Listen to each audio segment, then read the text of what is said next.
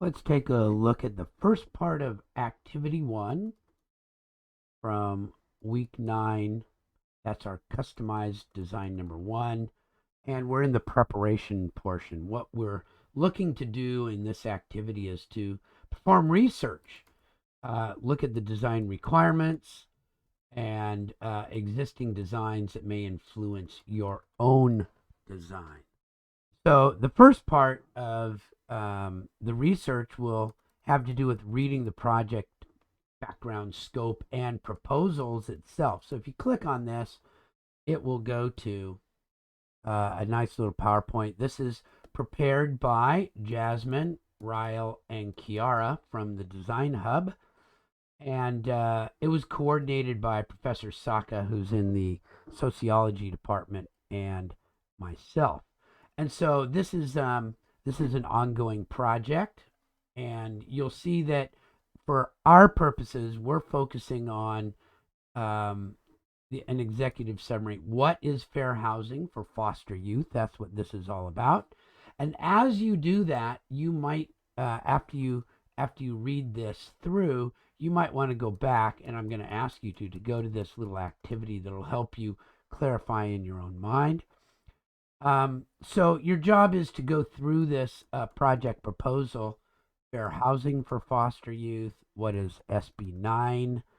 What is a San Diego County housing element? These are all things that have to do with why this project is useful, beneficial, and it helps you understand the people that are going to be involved on it. Okay, and this is the site itself and what the site owner is interested in. Here's a little bit about costing and some typical designs.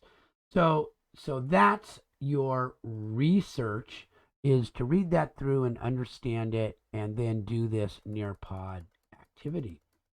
As you're going through it, you should, in your own mind, identify the stakeholders for this project. Stakeholders are people that have a stake in it.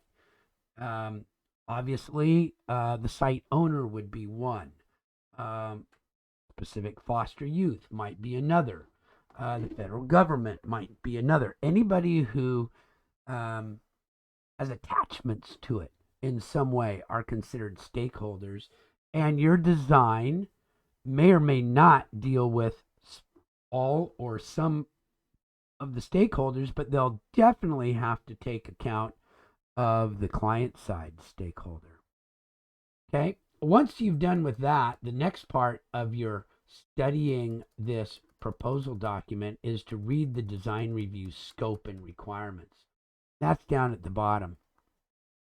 So here's the scope, and they're just looking for this project. You don't need to do a whole tiny house and a site layout and planning documents and all that kind of stuff.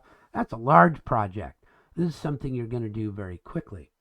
And so the owner of this site, who wants to be able to support foster youth who are emancipating from the foster youth care system, is to give them what they call DIY. They want to have the foster youth have an opportunity to be invested in the space that they're going to rent. And so there are some things that they're looking for. It should support one of these spaces, at least one, sometimes maybe more. You're going to design something for a cooking and eating area, a bathroom area, sleeping, work study area, relaxation, or lighting. Those are all essential spaces of a home, and this is a tiny house. So that's the gist of this. When you go through all this, you'll see that the main goal is to provide a tiny house, small tiny house community for these people. And so they want something that the occupants can build themselves, that will make the space more interesting, more comfortable, something like that. And of course, they would like, if they can, to have it something that minimizes the impact on utility costs, water, gas, sewage, data, things like that.